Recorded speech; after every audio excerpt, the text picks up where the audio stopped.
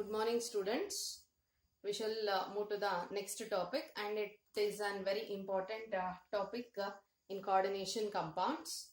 So, in most of the competitive paper, we have seen that IUPAC nomenclature. So, IUPAC nomenclature and coordination compounds, already we have studied about the ligands. So, there you have come across with different names. So likewise here also, the same thing we are going to use it here.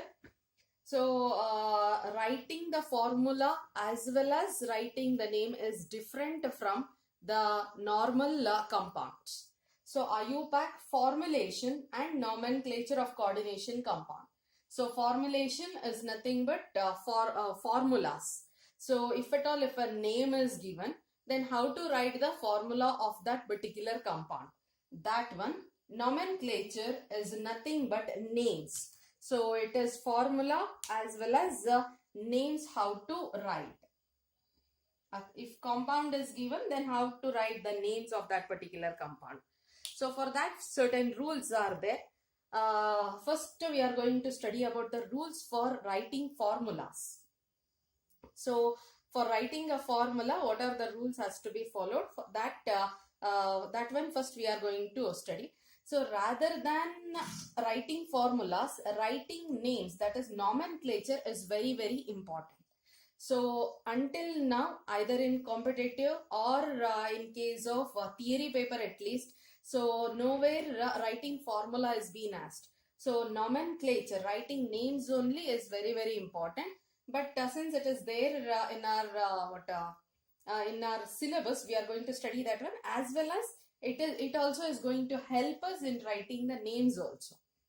So first one, rules for writing formulas. Under that first rule, the formula of the cation, whether simple or complex, is written first, followed by that of anion. So this rule, it is normally in an ionic compound we used to do that one. So normal ionic compound is nothing but NaCl. Let us consider NaCl. So it is Na plus and Cl minus. So cation we used to write first, then it is followed by anion. So here you might get confused with this one. Whether simple or complex is written first. Simple in the sense, so in one of the complex,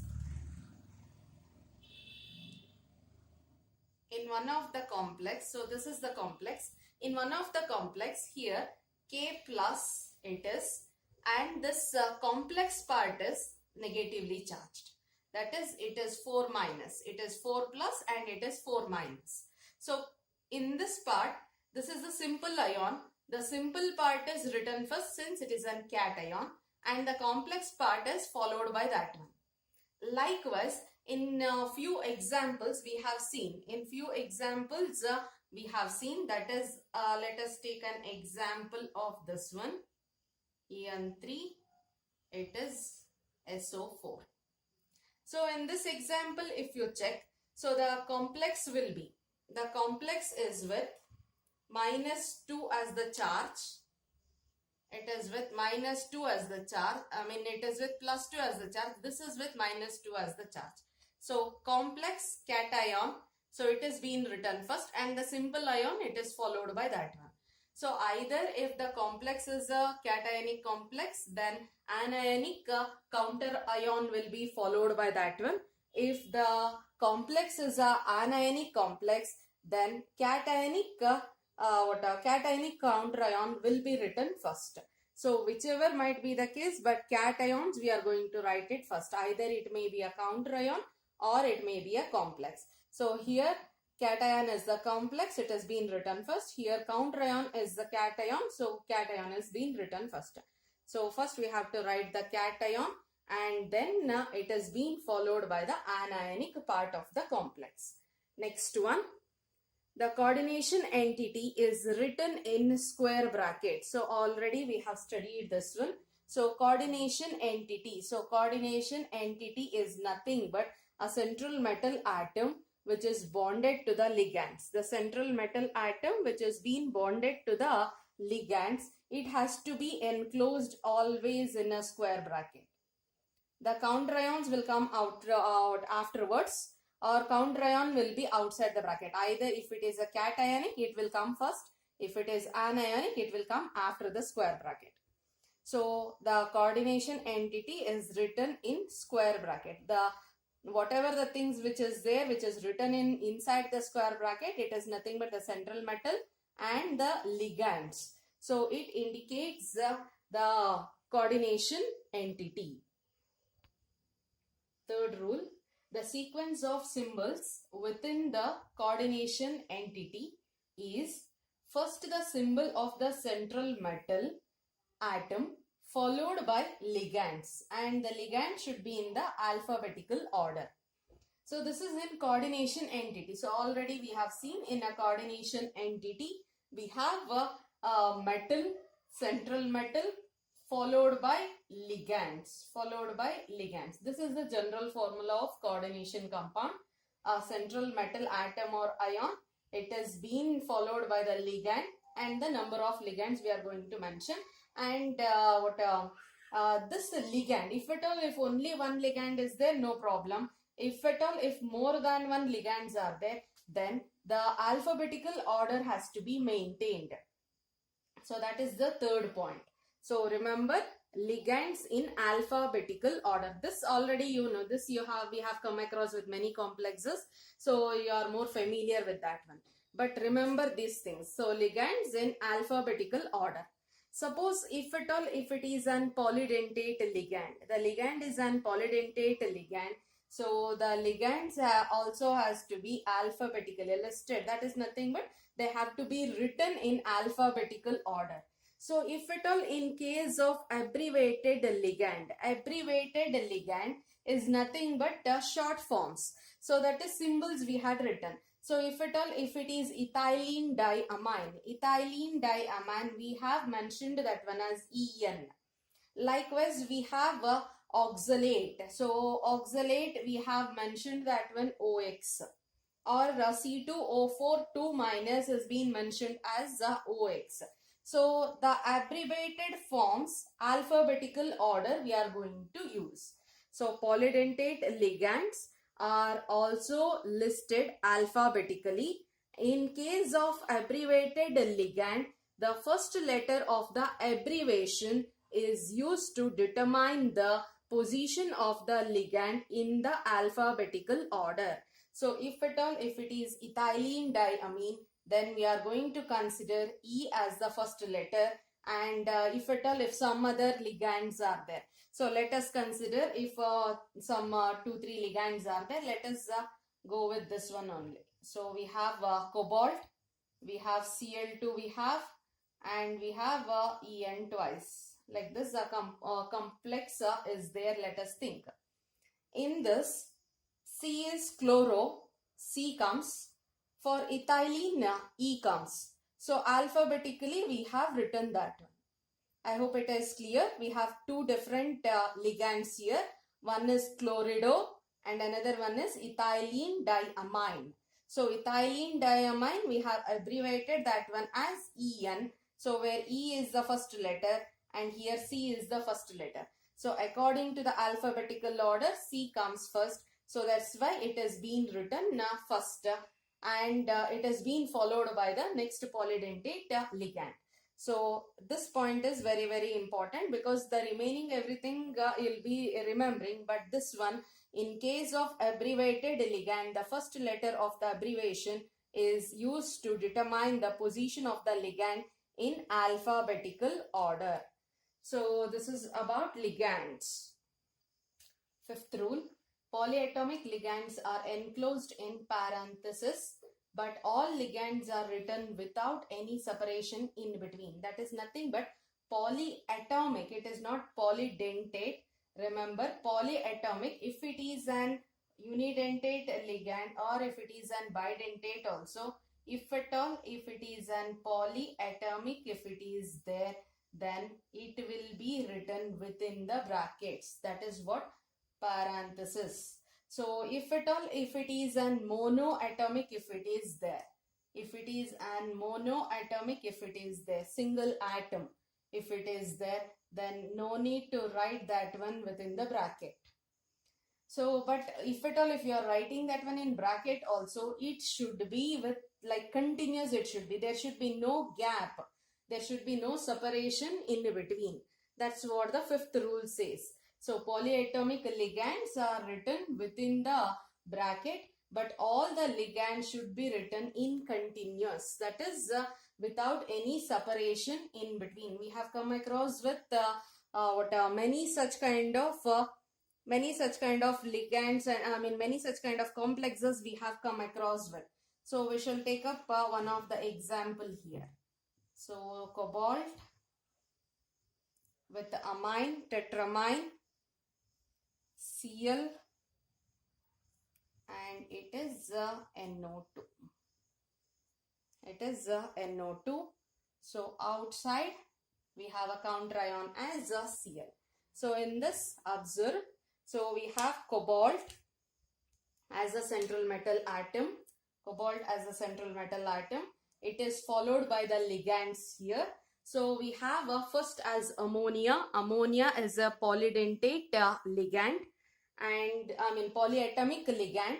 So Cl is an monoatomic ligand, and here also once again it is polyatomic ligand. Even though it is unidentate, this is also unidentate, this is also unidentate. But these have two atoms, so polyatomic. This is also is having two different atoms are there. So it is polyatomic in nature. So names, if at all, if you are going with the names, already we have discussed the ligands are arranged in the alphabetical order. Amine, so NH3 is nothing but amine. Cl is chlorido, C comes here. NO2 is NO2 minus, it is nothing but nitro. So A, C and N. So it is arranged in the alphabetical order, and there should not be any space in between the ligands. So there should be continuous. So after central metal atom, so the ligand should be written in a continuous manner, and it should be enclosed in a square bracket. This is the coordination sphere or coordination entity. It should be enclosed in a square bracket. After that, counter ion. Since the complex is cationic complex, so the counter ion is anionic. So the complex part is written first, then it is followed by counter ion. The same thing here also, there shouldn't be also any gap between the ionic parts. So this is the positively charged part and this is the negative part or cationic part and anionic part. There shouldn't be any separation between the cationic part and the anionic part. Next, next rule, there should be no space between the ligands and the metal within a coordination sphere. That's what we have already discussed. In the coordination sphere, so there shouldn't be any gap between the ligands. Next, seventh point. Seventh point is nothing but it is about the charge. So if at all, if counter ions are not there, then the charge on the complex has to be mentioned. The charge on the complex will be mentioned.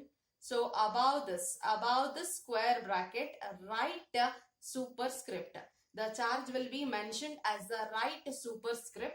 In that also, so suppose if at all, if 3 plus is the charge, then the numerical value will be written first. The numerical value we are going to write it first, then it is followed by the charge. The numerical value will be mentioning first and then it is followed by the charge. It is not only plus, even if it is a negative or the negatively charged complex also same thing.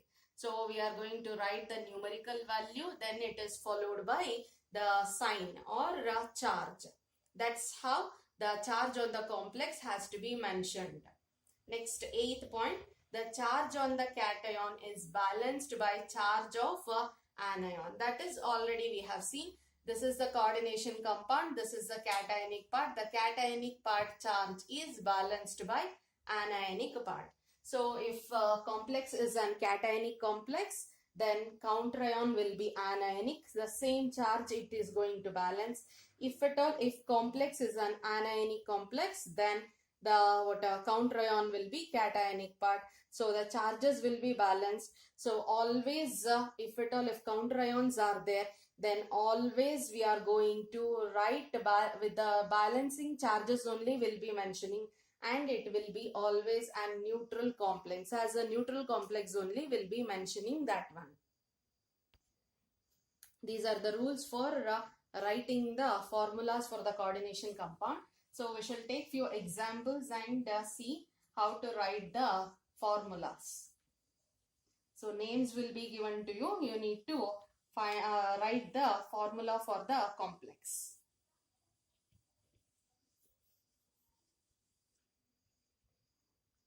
So we shall take the first example.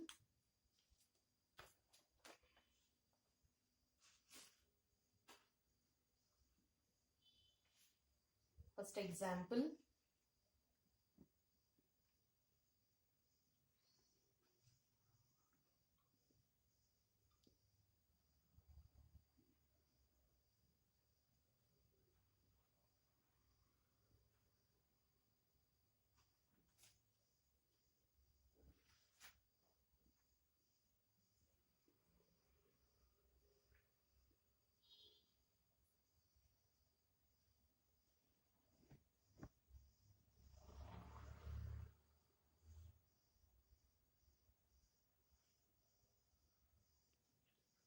Example, sodium tetrachloridopalladate 2. So here two parts we have. So this is one part. We have a space here, and next this is another part. So here only sodium is there. Here we have tetrachloridopalladate 2. That is nothing but this is our central metal and this is our ligand. That is, so we can write it as coordination entity. This is our coordination entity or coordination part, and this is our counter ion. This is our counter ion. So sodium, it is given sodium is positively charged. So that is nothing but that is the cationic part.